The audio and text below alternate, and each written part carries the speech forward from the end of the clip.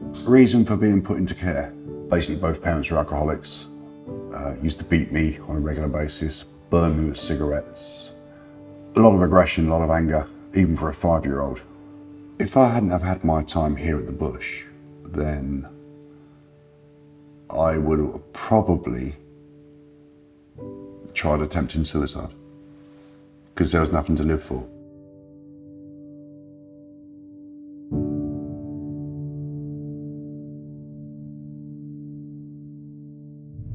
The Mulberry bush started from a small seed back in 1948 and has since grown, transforming the lives of initially tens, then hundreds and now thousands of young children who have experienced early emotional deprivation, abuse and neglect.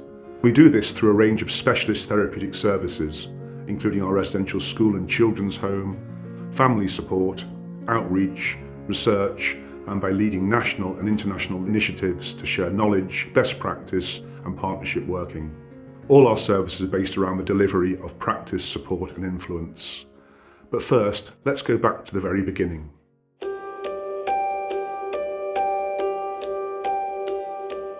My mother had desperately wanted to be a doctor, and her father was Professor of Surgery at Trinity College Dublin, and he said there shouldn't be women doctors and she couldn't be one. But she found another route to helping children. She started a nursery group that used to meet under a little thatched roof with open sides, and the children sat at a long trestle table. And in those days, every child had a bottle of milk at 11 o'clock. So we all used to go out under the mulberry tree and have our milk under the mulberry tree, and we decided to call it the Mulberry Bush. Gradually, children began to emerge who had problems. And our GP at the time asked my mother whether she would consider taking on several children who had very significant traumatic disturbances. There were children arriving from all over the place who'd had the most dreadful times. Their families had been split up, their parents had been killed, their siblings had disappeared. There was a tremendously strong need to find a way of helping these children. Many of these children had no element of understanding about their behaviour at all. Like a lot of post-war kids, had been evacuated in the war, finally arriving back at my home with my brothers and my parents as a 5-year-old. But life at home was pretty difficult. Mum was very tough on me, pushed me around a bit. I think I must have been about 10 when the next door neighbour complained to either police or social services or somebody about what was happening to me. And the next thing I knew, I was at the bush. It was a pretty small establishment with a very small team of staff. And the person that stood out the most and stood out the most was Mrs. Docker Drysdale. Mrs. Doherty, as we called her, was in our lives every day. Amazing, amazing woman. And she was so tolerant of us kids screaming around the place, and she stood out a mile, absolute mile. The Mowberry School is a specialist residential therapeutic community. We work with a range of children who suffered from early years trauma, probably some of the most challenging children in the country. And what we're doing is trying to help them both with their education, but also to address some of their needs so they're able to return to live in a family setting at some point in the future. Most of our children are placed with us for 38 weeks of the year, so they are in 4 houses, but over the years some of our children have struggled in some of the family settings they're in. There have been placement breakdowns. So about 3 years ago now the borough was set up to be able to provide a home for children who didn't have families to return to, so that they could be with us for 52 weeks of the year, so that we're working with families and with the children to help them return to a family setting. I came to Mulberry Bush in 1999. I was at the time in local authority care.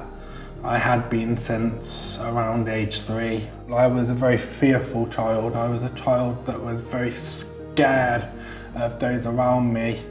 The school as a whole, I think, did me well in a lot of ways. Towards the end of my time at the Mulberry Bush, that I started to trust the adults around me and accept that they weren't out to make matters worse. We realised over the last 10 years or so that Mulberry Bush services were needed more broadly across the local community and society, and so we've developed services that reach out and take our influence and expertise out into new areas. Mulberry Bush Research is a new venture, it's a new development. We've been going since 2017 when I took on this role and started to develop and think, what could research look like within the Mulberry Bush? And that was to ensure that our practice is underpinned by a robust evidence base. All the pieces of research that we're doing are in collaboration with other researchers, mainly at academic settings, so universities around the country. And then part of my role then is to try and really disseminate the findings, both within the school, so that the findings that we get can influence future practice in our school, but also so that our outreach team can then have an influence on taking the research findings of the Mulberry Bush out to other schools that are working with similar groups of children. Mulberry Bush Outreach, it's all about taking the principles of the Mulberry Bush out. Originally we took them into special and mainstream schools, now we work across the childcare sector. So we run a level 5 foundation degree in therapeutic work with children and young people, which is accredited through the University of the West of England. And this is a real sort of cornerstone of our staff training. So we'd be working with professionals to help them make sense of what's happening for children, families and themselves as professionals. We'd be using training, we'd be enabling opportunities for reflective practice to make sense of children's behaviour as a means of communication. MB3's main aim is to be a centre for reflective practice. Located in a beautiful small village called Toddington in Gloucestershire, our meadow space is a beautiful place for contemplation with lots of wildlife. Perfect place for people to actually slow down and be enriched by their experiences here, both indoor and outdoor. There are a number of different services that we've got to promote under the Mulberry Bush Third Space umbrella. So we have TC Elders, we've also got the International Centre.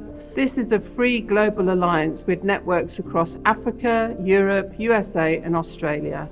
Although a relatively recent development, it's grown fast as a much needed forum for sharing models of therapeutic care leading to improved services and outcomes. We have a vast array of archival material in our archives, ranging not only from medical records or personal records, but also photographs, films, physical objects, artwork from a number of different services that span a huge time period as well. So it's really rich in resources. For many years I had thought about going back to the bush. I didn't even know if the bush was there, so I looked up on the internet and sure enough it was there. And I thought, I wonder what it's like.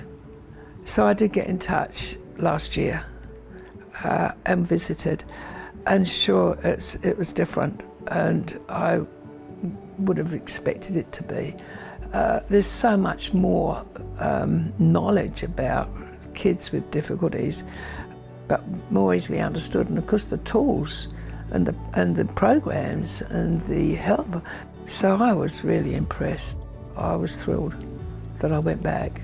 One of the things that's been really exciting, I think, is engaging with pupils that have left the school over all of the decades really since it first opened. And from that has flowed something called the Ex-Pupils Advisory Group. And we meet 3 or 4 times a year. And the focus of that group is really to, I suppose, tap into ex-pupils' experiences of both being at the school and in the services of the charity, but also what's happened to them since. And what we hope we can do is to learn about how we can continue to improve the services that we currently offer, but also we can think with them about perhaps services that we should be offering into the future that could really have an impact on their lives. The bush, to me, is sanctuary, safety, and security. And that's what a child needs. The bush will never leave me. I'm 47 years old now and I can still remember stuff that I did when I was 5 years old.